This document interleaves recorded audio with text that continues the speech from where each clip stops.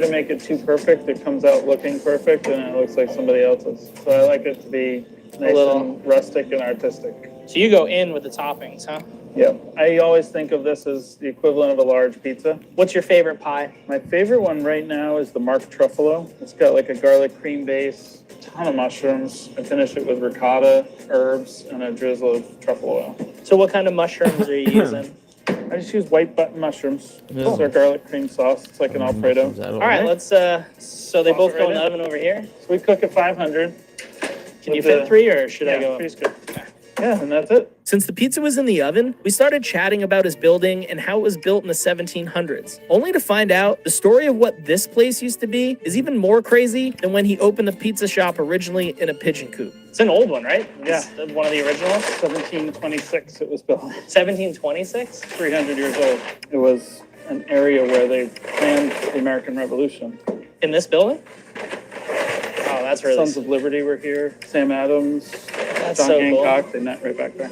This was the home of Mercy Otis Warren, and she used to write letters to John and Abigail Adams when he was in the presidency. She basically inspired him to form the American Revolution.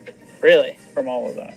So Right out of this little area. These timbers are original to the building. Wow, that's 300-year-old. So after our quick visit to the past, our pizzas were finally done, and damn, did they look good. You cut first and then sauce? Cut first. Okay. So I do it in thirds. So there's this line, and then right up the middle? and then in the middle. Cool. Great. It was time for me to box mine up and finish the job. Dude, not bad. Not bad. After staring at the food all day, it's finally time to eat. Let's open up the pies. Man, these smell so good. I think that's the one with the honey. This one's yours for sure. This one's mine. Yours definitely looks like there's more stuff on it. I don't know if I put enough pepperoni on mine, but hey, you know, win some, you lose some. Yeah, and that extra maybe minute or so in the oven made a nice darker edge too. All right, I'm gonna dive into the slice that I made because I want to see if it's like anything. I mean, it has to probably be good because you guided me through the entire thing. It's not like I really did it, but the cool thing is, I don't know if you can see it on camera, but you can actually see the air pockets in the dough. All right, let's go. Hot pockets.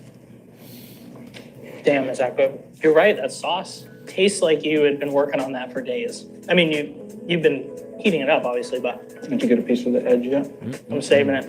So this is the lacing that we were talking about. Well, it's interesting because it's not like super greasy like a lot of other pies can be. Like it doesn't sit heavy after you eat it. Right. Which I feel like a lot of pizza can. You see what I mean about the sauce being Thank you. acidic, but a little sweet, fresh tomato. Do you think that like you keeping it to yourself, like is there a reason that the quality stays the same? Yeah, I mean, it has to go out perfect. And I'm usually the one that hands it to somebody. If I open the box and it's not right, I ask them to wait a few minutes and make another one. And people are usually cool with that? Yeah, and it's rare that that happens. The other part of it is, like, this is our menu. It's 16 items on it.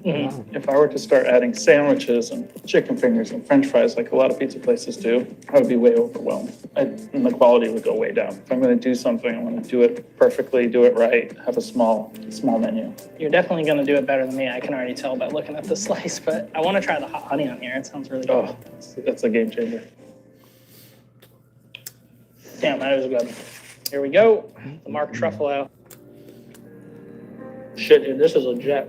That ricotta is like just cream. It's like a really thick cream. So that ricotta is made by a company called Grande, and they do a whole milk ricotta that I have not been able to find anywhere else. Damn. That crazy amount of mushroom you put on actually works really well because the mushroom's kind of like crisped up. It's almost like you made a pizza before. It's my second rodeo. So where do you see it go next, man? I mean, do you think you'll keep it small forever? Is that the goal? Yeah, my goal when I first started it was to build this brand and build it to a point that people want to buy it. So I'll end up selling it eventually. Yeah. And then move on to the next thing. Aaron definitely has something special here, and after tasting his food and spending the day with him, I think what makes this place operate so well with one person comes down to 3 things: passion for food, incredible systems in place, care for the customer and the community. Like and subscribe for the next one.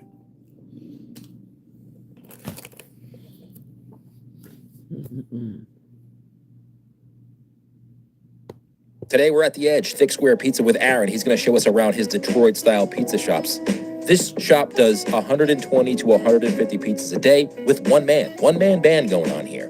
And he's only open 4 days a week. And we talk about why he's only open 4 days a week, why he only has one person running the show, himself, and a funny story about what happened when Pizza Hut found out the name of his pizzeria. And he got in a little bit of trouble. But we talk about that in this video as well. So stay tuned, sit back, relax, and enjoy this episode of the SPM Show. Thank you for having us. This is awesome. I'm finally getting a chance to kind of meet you here. Tell us a little bit about your spot. We're in the town of Plymouth, very historic. We found a great spot right here on the corner of North Street and Main Street in Plymouth. And we serve Detroit-style pizza. Detroit-style pizza. You're the only place around here that serves Detroit-style pizza? As far as I know. Yeah. We're just south of Boston. There's not much else. No, there's not a lot of places around here. The Edge Thick Square Pizza. This is a nice building, too, you got. Yeah, it was built in 1724. Big part of the American Revolution. Is it haunted? Probably.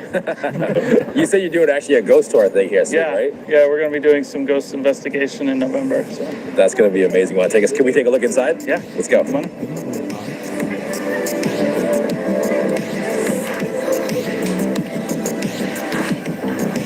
Tell us a little bit about you. When we were coming in here a couple minutes ago, you kind of said, oh man, this is a really historic building. And who are these people who used to live here? So back in 1724, when this building was built, this couple, James and Mercy Otis Warren, lived here. They also had a house up in Boston area. But she basically wrote the history of the American Revolution.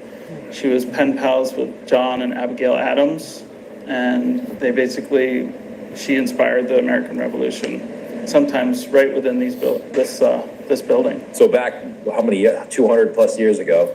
Yeah. Right in that back corner over there, they were talking about how to become a free country. Yeah, almost exactly 300 years. Now, you serve really good Detroit-style pizza. Yeah, I think she would have liked it. Yeah, I think so. I mean, Detroit-style pizza is great. One of my favorite styles. I mean, I don't think you can eat it every day. Maybe you're gonna say I'm wrong, but I eat it for 3 meals a day. Do you really? But I love it. It's like one of my favorite styles because it travels well, it delivers well. Like you can heat it up later. It's even super good cold. Right. First thing in the morning. Yeah, I think Detroit-style pizza might be the best pizza, like hot, room temperature, and cold. Transferable. Yeah, sure. Exactly. So tell us a little bit about the place now. I know when we did a podcast, which I'll link in the description below, you weren't here. You moved here recently, right? Correct. We recently moved here about a year ago, but we were 2 years on the Cape. So we closed that location and moved just exclusively here. Same amount of square footage, because I don't like to have a big restaurant, because then I couldn't run it by myself. So most of the time I'm here solo. Really? On Friday and Saturday night, I have someone come in and just be my assistant. So how many pizzas are you doing? We do 120 to 150 a night. All by yourself? Is that because it's Detroit-style pizza and like during the day you prep them up and they're ready to go? Yep. And I'll prep that amount, and once I'm out, I'm out. There's sometimes we sell out. In a couple hours? Yeah. All right, so one of the things that you said was like you run this as a one-man show. Why did you decide to do that? Why not have employees and kind of just manage it with people? I've tried having employees before, and I feel like I have a little bit more control over the quality and where things are and the inventory that I have. It's nice to have a helper. I have a helper and my son who takes orders. A helper that helps me on those busy times on a Friday night where people are walking in and orders are coming through the internet, to have those extra hands to do that. But for the most part, I'm the only chef. So does it make, that must be like profit-wise, it must be a lot easier to run the books and manage the accounting because you don't have a lot of employees. All you're really worried about is like the rent, the cost of food and goods, and then like whatever's left over is kind of just the profit of the business. Yeah, totally. And keeping it small lets me take that money and put it into quality ingredients or sourcing something locally or growing things in my garden and things like that. Is that something that, so for you, is this like just, this is my baby, this is what I want to do, I'm not looking to grow many locations, or is it? Just the one is fine with me. Yeah, I like that. Everybody feels like they open a pizza shop and they need to open 2 or 3 or 4. I feel like there's a lot of pressure for people. Yeah, I have trouble because I get asked that a lot. Like, do you ever want a franchise? They've wanted me in the Seaport. all over down the Cape, and they said, can I open one of these shops? I have spots for you. I'm like, well, I won't be able to do that because I can't find anybody else to be me. Yeah. Right. And do it the way I would want to do it. So you don't think that'll ever happen? You'll never do that? I don't think so, no. It's good that you know what you want. Yeah. It's good. Some people don't know what they want. They're not sure. They think they want that, but then they try it. It's a lot harder to scale or open many locations. Like you said, quality control when you have multiple locations is hard because you can only be in one place at one time. Yeah, and I tried, so when I had Sandwich and Plymouth at the same time, it was chaos. I couldn't even do it, and that helped me decide to close that one and, and be here. Are you happy doing it? Oh yeah. Do you love it? Yeah, it's great. Yeah, so that's all that really matters. If you like what you do, you can make a decent living doing it, and like you go to work every day and you are happy going to work.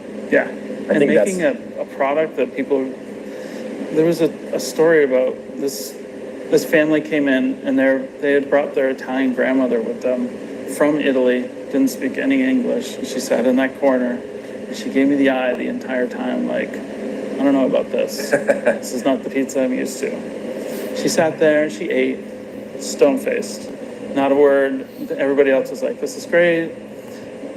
When she was done, she looked at me, she stood up and came over to me, still blank face, and she held out her arms like this and gave me a big hug. And she said, well, in Italian, she said that was the best she had ever had. That's great. What a great feeling that must have gave. Yeah, and she says, how do you make your sauce? I said, you don't want to know, it's a family secret. But that was a huge compliment. How that way, when you walk in the door here, you kind of just see the whole kitchen. It's like a very open kitchen. Yeah, we like to keep it open. Everything is super clean. Everybody can see exactly what we're doing at all times. You can see what you're doing because it's just you, right? Yeah, a one-man show. So in the back, there's a sink and a dishwasher and some refrigeration. And if you look way in the back, there's those stacks of dough pans. Those are the doughs that we're proofing overnight. Okay. And they rise and they get all bubbly like focaccia. So you leave them out overnight? Yeah. Leave them out overnight so they don't need to be refrigerated at all? Right. That's great. And then do you pre-bake them or do you cook them right? I have to par bake them because if I were to top them raw, the dough would fall and it would become thinner and denser. Can we see them? Yeah, sure. Can I come back here? Of course. All right. This is great. I didn't know you did all this by yourself. This is crazy. This is like a really...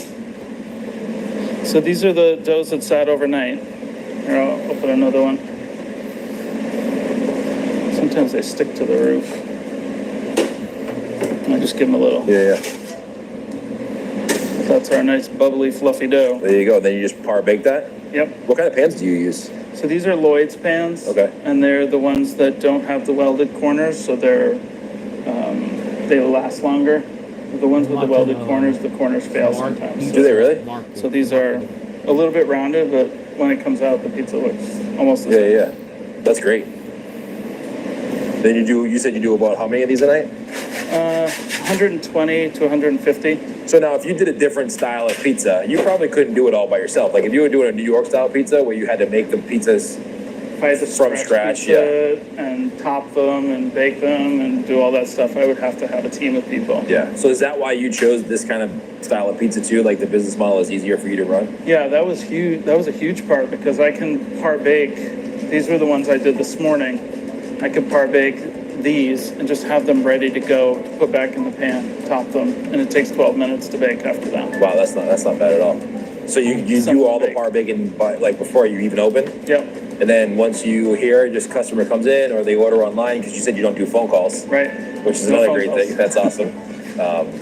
They order their pizza, you see their ticket come up, put it together yourself, pop it in the oven, they come in, they pay. Wow, that's great. And I can stay here, like all my orders come through on the screen. When an online order is placed, it shows the orders here, and I could just stand here and take the orders. That's great. And then when they come in, they just pay over there. Yep. But if you're doing online orders, they probably just pay ahead of time, right? They're all prepaid. Yeah, so you're just going to be like, here you go. Yep. Prepayment is another big thing, so no one will order a pizza and not show up. Right. And if they don't show up, you paid for it. Yeah, that's great. And you don't have a super big menu, do you? No, it's I keep it super tight. I'll show it to you. I think I said you got a board over here, right? Like there's not a lot of pizzas on there? Yeah, I think think there's 12 to 13 different pizzas, but you can also make your own. The Detroit Custom at the top, you can put whatever you want on Yeah. it. And what What I size put is it? together. All of our sizes, we only have one size, sorry. Which is the one we saw? Right. Yeah. 8 by 10, 2 inches thick. Oh, this is smart. This is like what it would look like, so someone can get a visual of what it looks like before they order. Very smart. It's not as appetizing to look at. There's a lot of fiber in that. Yeah, right, yeah. But it gives them an idea of what they're gonna get. And it shows how I cut it into 6 pieces. Yeah. I get that question a lot. Do you? Because it's such a rare type of pizza that Yeah. I have to explain to them. And even if this, like, someone probably looks at the pizza here and they're like, oh, that might be a little too small, but it's thick, so. Yeah, each one feeds 2 to 3 people. Yeah, you wouldn't think it does by looking at it, but you have 2 or 3 pieces of this and you're like, oh, that's enough. Right. It's satisfying. If that were stretched out into a round, thin pizza, it would be a large pizza. So. Yeah, those windows are nice. So these are the ones you already par-baked, or are you par-baking them now? I'm par-baking them now. Oh, so that's what it looks like when they're par-baked. They've risen so much that they stick to the top of the pan. Yeah. Well, you don't refrigerate it, so it just puffs right up. that's great. So you take the par-bake out, flip it out, let it cool, and then when it's done, you get another pan, put it back in there? Yep. Okay. So I can reuse the pans. I have a lot of them, but Are those pans expensive? Thank you. I think they're like $32 a piece. Yeah, they're kind of expensive, but they last for a long time, right? They weren't as expensive when they first started. Yeah, they're kind of expensive now, yeah. They're jacking up their prices. I think it's because they're so popular. Yeah, for sure. Everybody's using Detroit style pans now. Just 2 convection ovens? Yep. I barely even use the bottom one. Oh, really? I've never seen someone use this. Usually, I mean, I've seen people use convection ovens, but usually they have, like, for Detroit, they'll either have, a deck oven or a conveyor. Yeah. What made you go with these ones? Well, conveyors break down a lot because there's a lot of moving parts. True. And the deck ovens, I don't need to have the stones in there. Yeah. And you can't fit as many. So I can fit 15 at a time in there. Okay. How do you fit? Oh, because there's 5 racks? Yep. Yeah. And then 3 across. Yeah. Here, I'll show you. It's hot a little bit. Yeah. Oh, yeah. So there you go. Yeah, these are ready to come out. And I'll just, they pop right out. Oh, nice. You won't make your dough here. You prep it all here, but it's made somewhere else for you. Correct. So my recipe was used in the factory where it's made up in Maine, and they ship it to me through US Foods, my food purveyor, in frozen dough balls. That's so I'm crazy. able to thaw it, stretch it, and proof it here, but making it would take a lot of time and effort. That is just another part of my concept to make things a little bit easier. So it sounds like you kind of started to run it. You're running it like it could be a franchise. Right. You're thinking about it that way. It's very duplicatable. Yeah. I know that's not a word, but you could transfer this concept and all of its systems. Like I could put together the pieces of equipment that you need and transfer it to a 1,300 square foot space. And that's how many square footage this place is? Yeah. And that's the minimum you think you'd need Yeah, for it to be like this? for sure. Like if you wanted to get rid of you have some tables and some chairs here. If you wanted to get rid of all this and just do like a takeout window. Yeah, there are probably be times where small. it's completely empty, and then there's times where it's full of people. Yeah. And then people walk in and go, oh, there's no tables. I'll just get it to go. Yeah. And it carries well, so it's good pizza to carry well. Right. That's great. So how much do you think it would cost someone if they wanted to kind of like say, I want to do what Aaron's doing and do it? I think you could do it all in about 35,000. That's not bad. Yeah. With the equipment, the Utensils, all that stuff that you need to get all that started. stuff. Yeah. About 35. That's not bad. But then obviously the location and rent's going to be dependent on where you Right. are, because it could be, middle America is going to be a lot cheaper than New York or Boston or Los Location's Angeles. key. Yeah. If you have a takeout window, it's even easier. Yeah, right. But I think Detroit style pizza is catching on all across the country. Right. I think that you could open one of these or something similar to this anywhere, and it may take a little bit of a learning process to teach people what the pizza's like, but once they get it and they try it, Right. if it's good, they'll come back for sure. Another thing there's a lot of little things that I've done, not coming from a restaurant background, and I'm not formally trained in that, in food service, is ease and accessibility. Like all of our products, napkins, utensils, pizza boxes, are all compostable and biodegradable. So we don't have trash either. Oh, wow. We recycle the cans that we sell. We sell cans of soda, and all of our stuff is compost. That's great. So these are our pizza boxes. So They these all are the- stack inside each other. So you don't have a traditional pizza box that people Right? think of. I You don't have to one- fold anything. Yeah. You don't see piles and stacks of pizza boxes. They all stack right inside. No folding. Is this, That's key. this is a material that probably, some pizza boxes makes it, like the air gets caught inside and it gets a little soggy. I know those kind of absorb the moisture, right? Right. Yeah. And they stay open on the edges a little bit so the air flows. The people get that, you're like, here's your 3 pizzas. They're like, what? They're Yeah, like what is confused at this? first. They go, is this my salad? Yeah.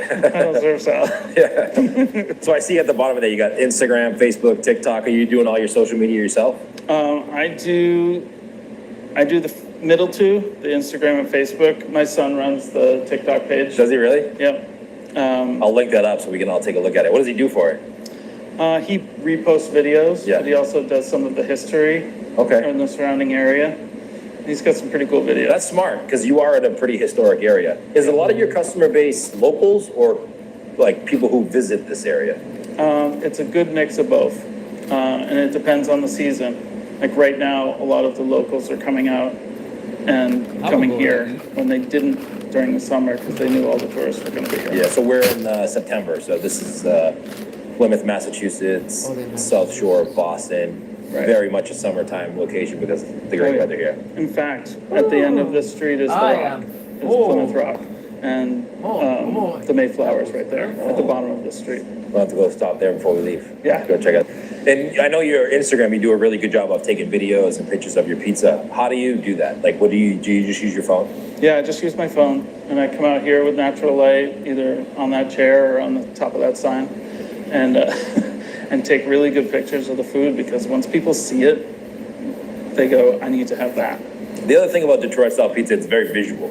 Yeah. It looks, if you make it right, it looks very good. Yeah. In a photo or a video, it's very visually appealing. Right, and I'm topping and finishing a pizza inside that box, so when they open it, the first thing they want to do is take a picture of it and share it. Do they do that a lot? Every single time. And they tag you? Yeah. So is that how your social media has grown? Yeah.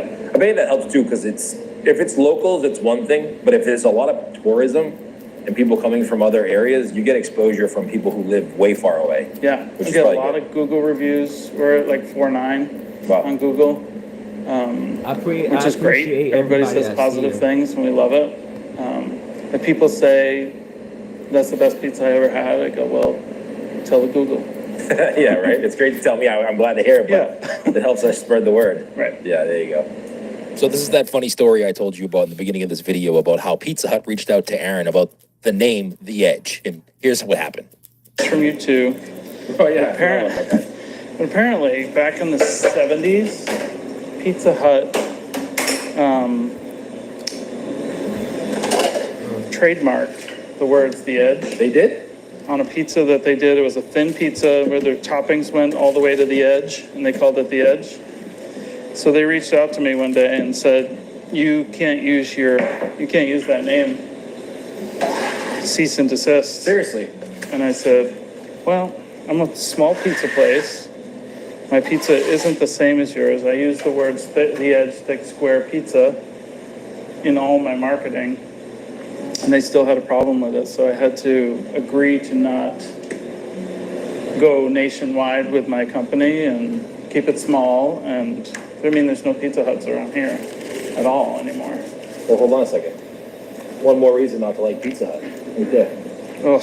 Her and the little guy. And they're from Texas. All their lawyers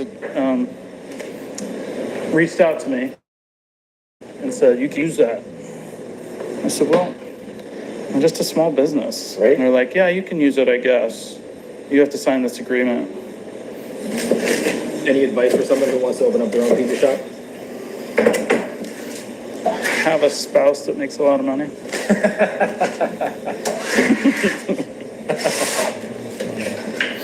That's great. Or that makes any money. Yeah, right. It's hard, right? It's not Yeah. easy. it was it was a leap. Like, I want to say that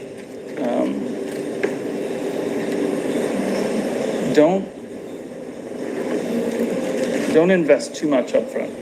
Start small, scale slowly. If you're trying to dig out of a lot of debt the first 3 years that you're open, it's not gonna work. Yeah. It's tough. Like, I could do it because I was popular,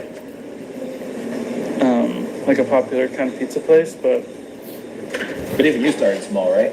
yeah, everything was, my first building was a chicken coop. It was a pigeon coop off of another person's restaurant off the side. And scaled up from there. And then I moved into another building that was a little bit bigger, and then this one. That's good advice, because you don't want to take on too big, what they say, take bite off more than you can chew. Yeah, Because a lot of people do it. You're not going to, if you're going to invest $100,000, $200,000 in a pizza, you're not sure of the concept. right. It's a huge debt you're going to have if it doesn't work out. And once you realize after year 2 that you haven't taken a paycheck in 2 years, it starts, Not fun.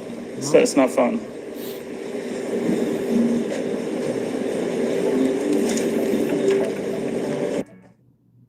Yeah, I was done now.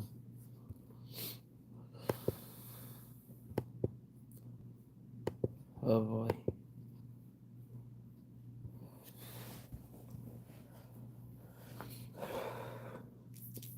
Where's my lighter? Where's my fucking lighter? What I put? That people, y'all see where I put my lighter? You just call out my name and you know wherever I am, I come running. Think about right here. To see me again. No. Winter, spring, summer, and fall. All you gotta do is call. I'll be there.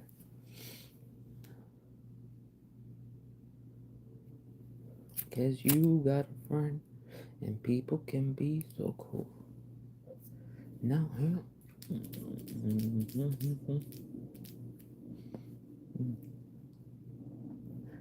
don't you let them.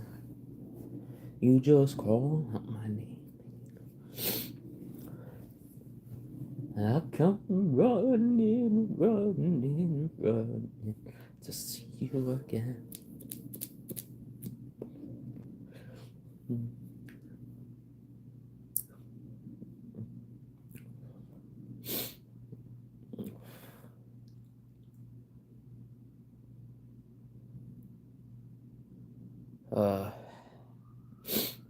When you're down,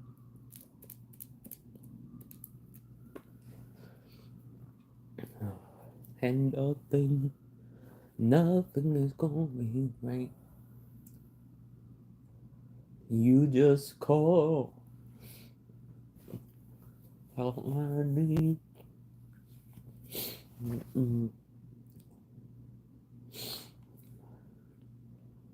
To see you. Oh boy. Winter, spring, summer, and fall. All you gotta do is call. And I'll be there, yes I will.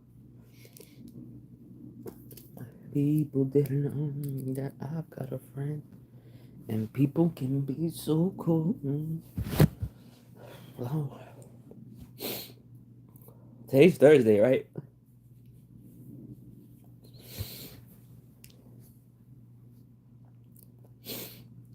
You just call out my name. And you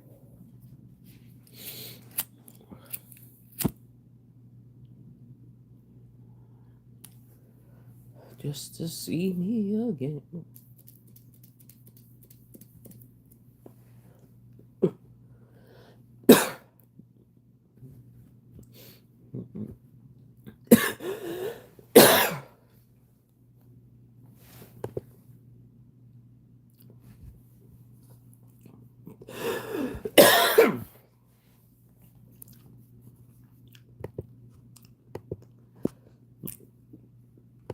Oh.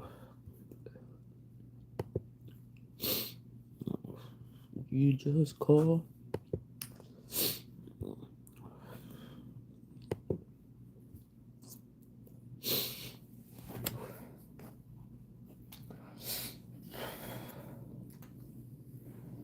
Thank you, everyone.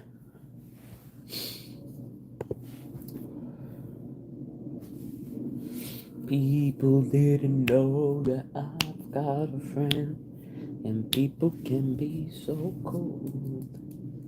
They'll hurt you, and they desert you. And when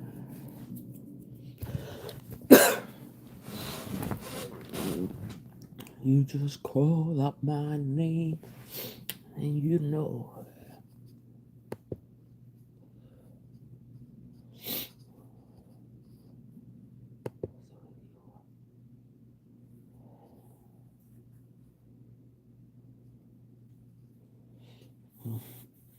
I know Lori Daybell, the closing arguments is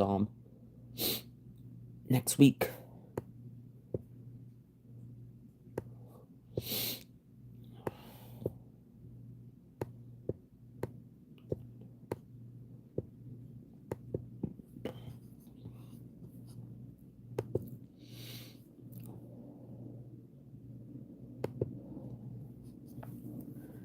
Oh, nothing is going right.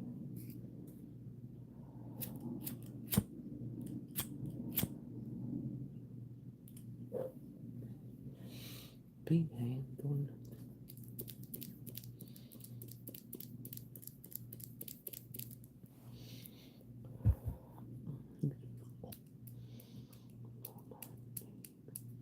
A little hot, bud.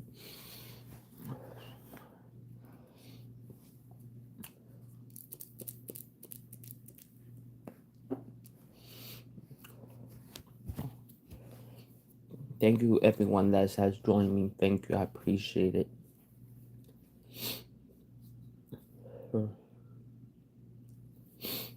It's appreciated. Thank you, Sean B, for being a great mod. People didn't know. What's my water?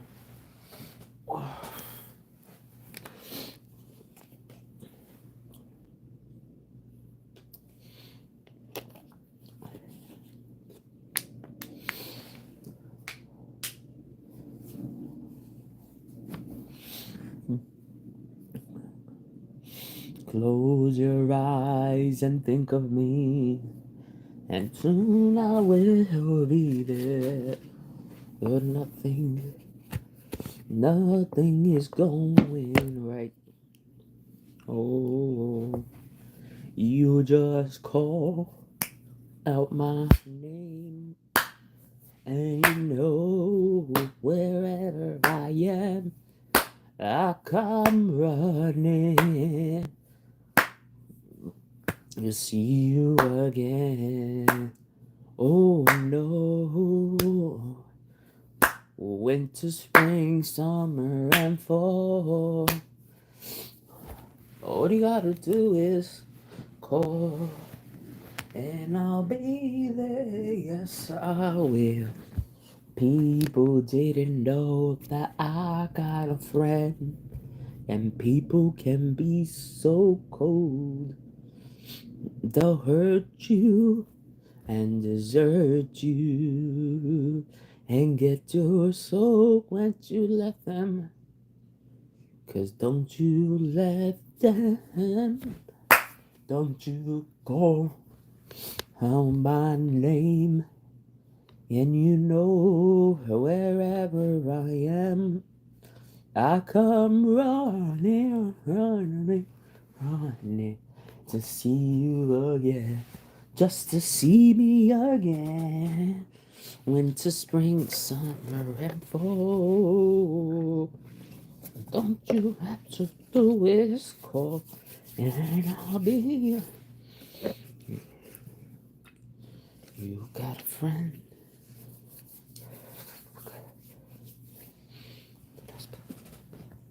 And you need a helping hand.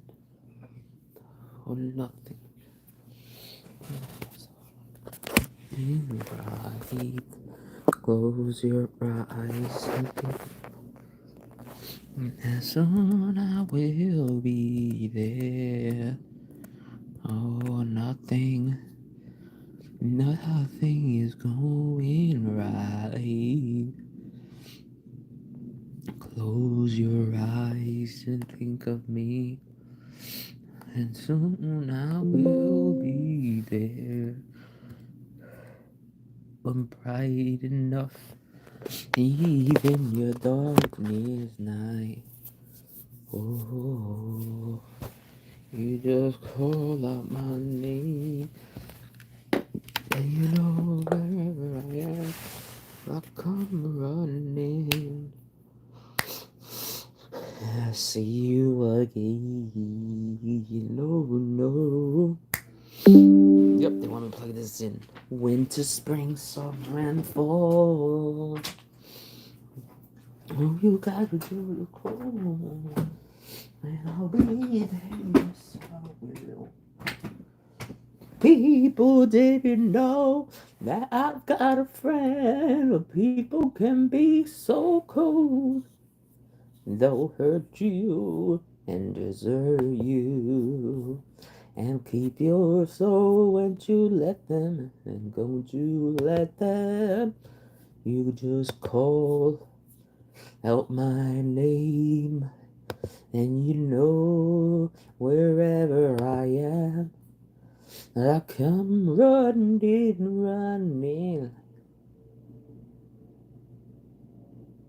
to see you again.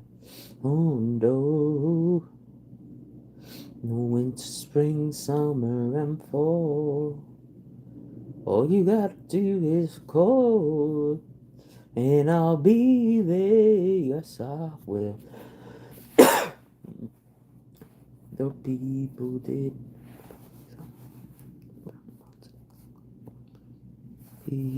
didn't know that I've got a friend, and people can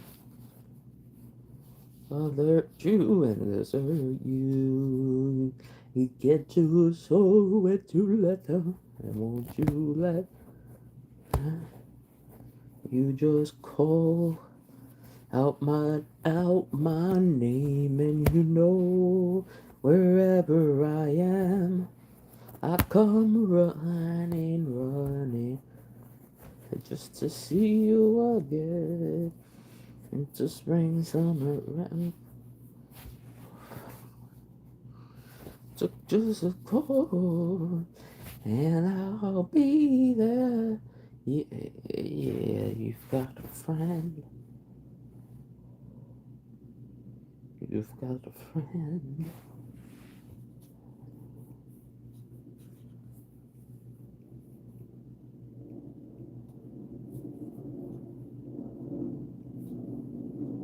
Oh, nothing is going right.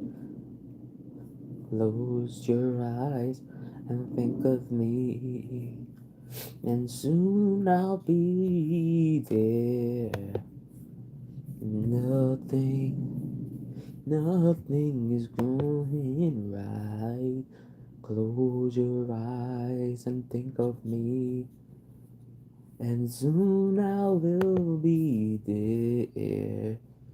So bright enough, even your darkness night. Oh, you just call out my name.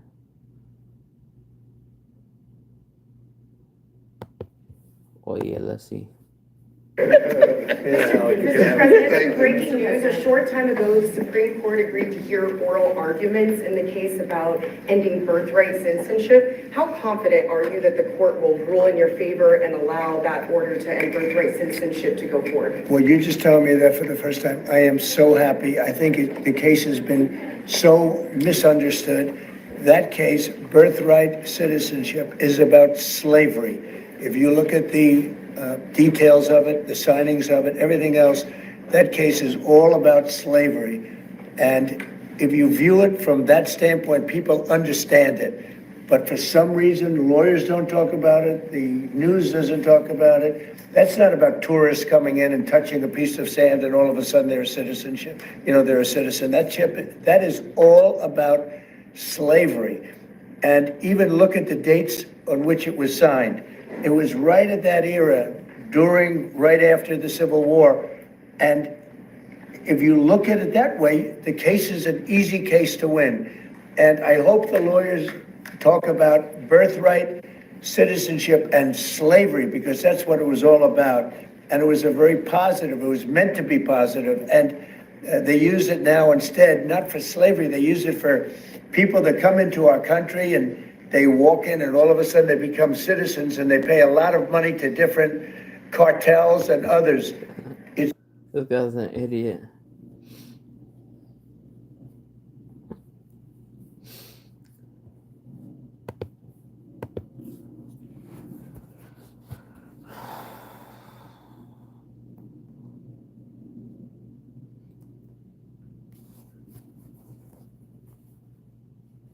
Hi everyone, has joined us.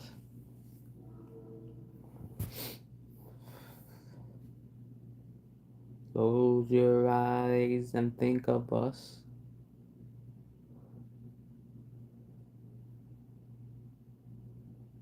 Hit the like button and the subscription button.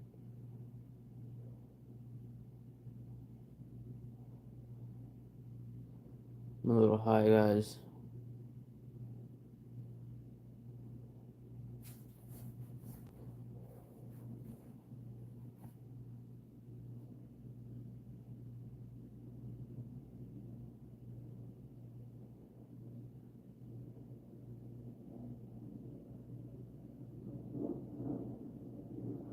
You just call out my name. You know whatever I am. I come right in.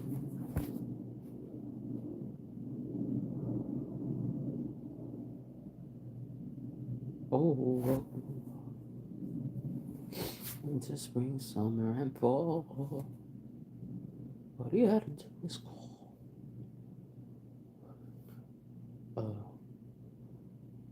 How's everybody's day? That's good.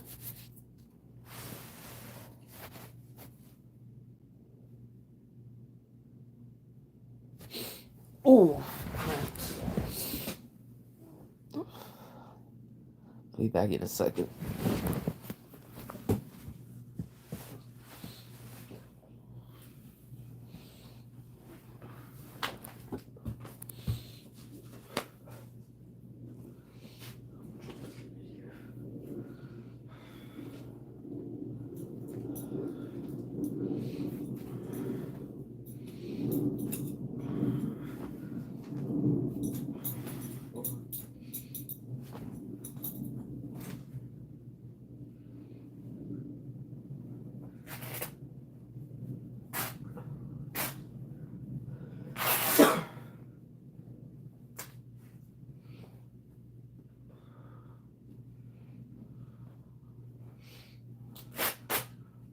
Back in a second, guys.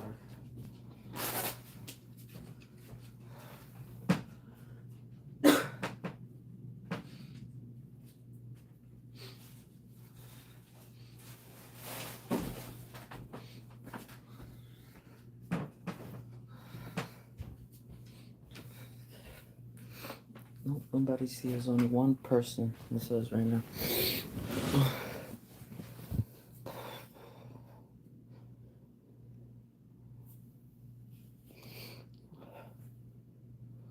Oh.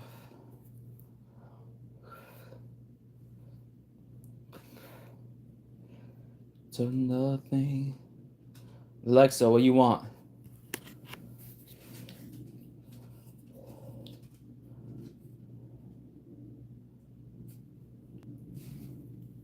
Over there. Oh, close your eyes and think of me, and soon I will be there. Nothing, oh, nothing is. Close your. I had on what I had on. Checkers. She was good. Close your eyes and think of us. That was good. What the hell's going on here?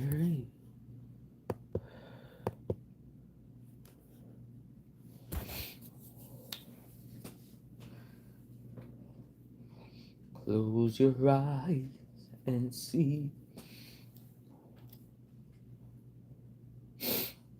Ugh, my allergies are bad.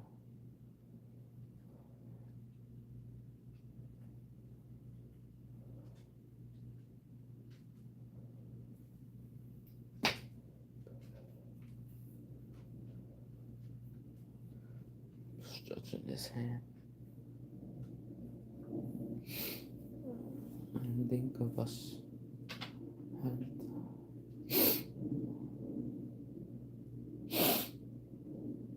allergies act up a lot. It's allergy season. I got my name and you know.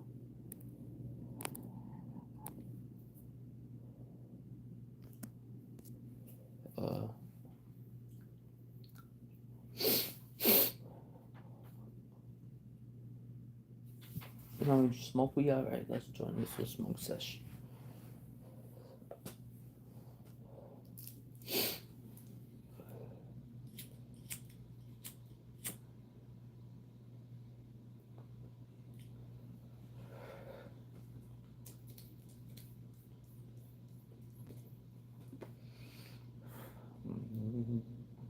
Oh, actually strong.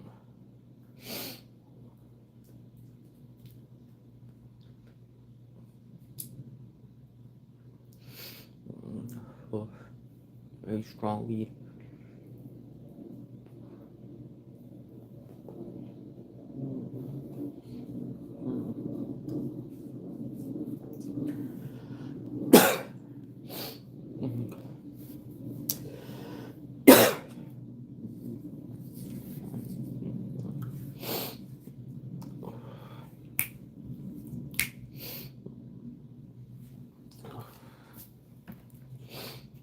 Just cold. Oh boy. How come up there?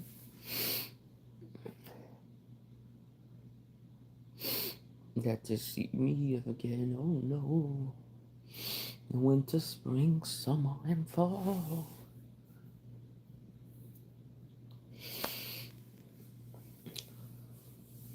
You got a friend.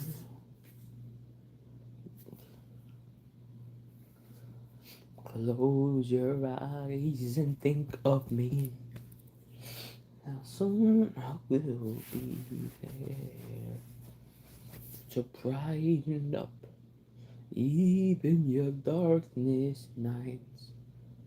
Oh, you just called out my name, and you know wherever I am, I'll come running just to see you again. Oh no, winter, spring, summer, and fall. Oh, you got to go, and I'll be there. Yeah. You've got a friend. You've got a friend. When I'm down in trouble and you need some helping hand, oh, nothing is going right. Oh, you just call out my name, and you know wherever I am, I come running to see you again. Oh no, winter, spring, summer, and fall. All you gotta do is call, and I'll be there. Yes, I will. You've got a friend. I've got a friend. Start spreading the news. I'm leaving today. I've got to be a part of it. New York, New York. These vagabond shoes are slow as a sleigh. I want to be a part of it. New York, New York. I want to wake up in a city that doesn't sleep. 'Cause I'm the king of the hill, top of the heap. These vagabond shoes are slow as a sleigh. I want to be a part of it. Let me see this lady. Hey friends, well the time finally came and I got to run my hot dog cart for the very first day. Make sure to stick around to the very end of this video. I'm going to tell you how much money I made, how many hot dogs I sold, and what all I packed on my very first day. Good morning everybody. Today is March, I forgot the date. Today is March 19th, Wednesday. I'm going out and selling hot dogs tomorrow and I am so nervous. I don't know why I'm so nervous, but I'm like thinking about like, I have to remember everything to bring. I'm working my regular job today. I have an event today, but because I've been working so much with my regular job, I do have off on Thursday and Friday. So Thursday and Friday, I hope to be out there selling dogs. I'm so nervous thinking about it. But yeah, so I'm trying to like do my checklist and make sure that I'm gonna have everything I need. I asked in one of the Facebook groups, like, you know, what are some of the less obvious things that I should remember. I'll try to remember to insert some of that into this video. Maybe it'll help someone, but I cannot wait. I wish I had more time to prep. Like I wish I had all day today to prep and then be ready in the morning, but I'm not. I've got to work till 6 o'clock today. So I'm going to have just a couple hours of daylight to get home, load my car with like everything. I'm so nervous though. Oh, the music just came on and scared me. Okay, so I had to cut that last video off because I was at work and the work music came on and I don't want to get copyrighted with YouTube because we can't play any types of music like that. So update, today is Thursday and I'm not selling today, guys. I will 100% be out there tomorrow. I was putting a ton of pressure on myself to get out there tomorrow, but having to work yesterday, having an event yesterday, and I worked like the previous 7 days before that. So I haven't had the time to just really regroup, get all my things together. And plus I want to, you know, I'm filming this too. So that just adds another layer of things that I have to do. So I didn't want it to be rushed and like not be able to film it. And I feel so good knowing that I have all day today to get prepared. So on the to-do list, I've got to go open my business bank account, which I was gonna, okay. I'm not even gonna edit this out. I'm just gonna keep going. So I have to open my business account. I was gonna do that yesterday on lunch break, but I didn't even take a lunch break yesterday because it was just a crazy day. So I'm going first to open up my business account. I'm going to pick up my signs. I had a local print shop make me some hot dog with an arrow signs that I designed. So I also wanted them, that was another thing. I wanted to be able to have all that on my first day too. So those will be ready today. I'm gonna get those. And then I'm gonna come home and up down there. So thank goodness my aunt came to help me because I had to go pee and that is something to think about.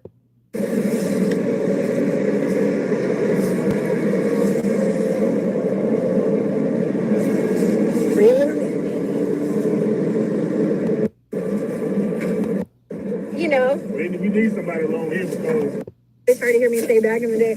Anyways, get your buns. Go ahead and open them. Put it. I do still have a regular job right now.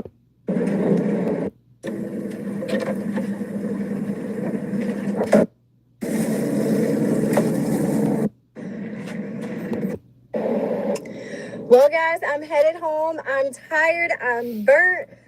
Oh, my car is an absolute mess. I just went to the grocery store and picked up some stuff. But So I left out there at 4 o'clock today. So I thought I'd be out there till 2, but I kept getting busier and busier. And That's good. look how burnt I am. I kept getting busier, so I just kept staying. And yeah, I don't know how much money I made, but I'm gonna go home and count it. Alrighty, everybody. So I wrote this out. These are estimates. This is not exact. I just kind of base this like the dogs. I bought 40 regular dogs. I put that I sold 25. I based that on how many I had left over. So these are just rough calculations. Once you get out there and get busy, it kind of gets a little crazy. But so I bought 40 regular dogs. I sold 25 of them ish. I brought 24 jumbo hot dogs and I sold 11. I almost didn't put these on the menu, but I'm glad I did because they were still fairly popular, and that's an upsell, right? I mean, it costs more than a regular dog, so you're going to make more. I bought 32 sausage dogs and I sold about 20 of those. For buns, I got the Wonder Bread. There was 8 in a pack. I bought 8 packs, so that was 64 of them.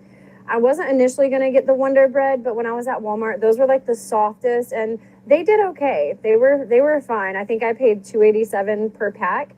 So there were 8 in there, so I had 64 regular sized buns. I sold about 48 of them. Some of them like broke, so you throw away some of them. I had 18 large buns. I forgot I have screenshots. I'm going to overlay some screenshots on here. 18 large buns, and I sold out way early on those because I was using those for the sausage dogs and the jumbo dogs. So I really needed to have a lot more than that. For slaw, I got the Walmart brand, the 30-ounce slaw. And I ran out at the very end. I didn't have to turn anyone away, but by the time I shut down, I was at the very end.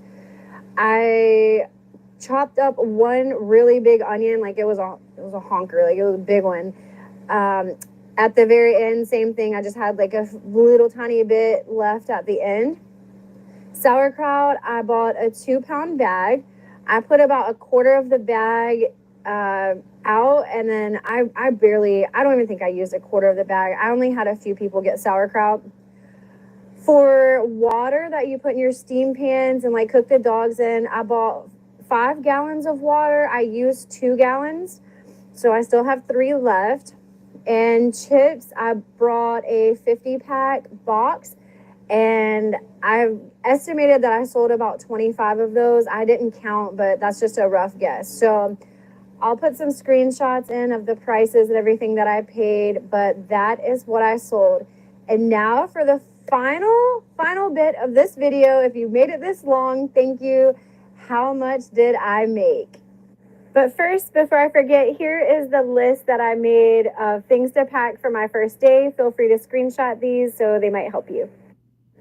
All right, here it is. This was my total for the day, $334.16.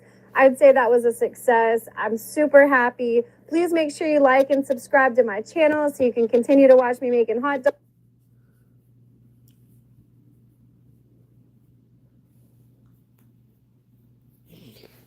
Oh boy, I know it's just a little bit of well, thank you guys for joining us today. I'll be back later tonight. Thank you, Sean B. Thank you, everyone that's joined us, and thank you guys. I'll be back later tonight. I'll be ending in about 30 seconds. I appreciate it. I am not okay. I never get it back.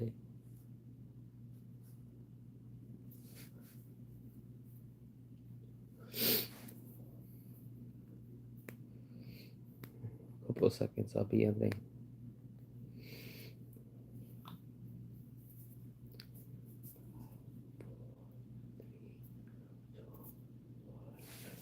See you later, guys.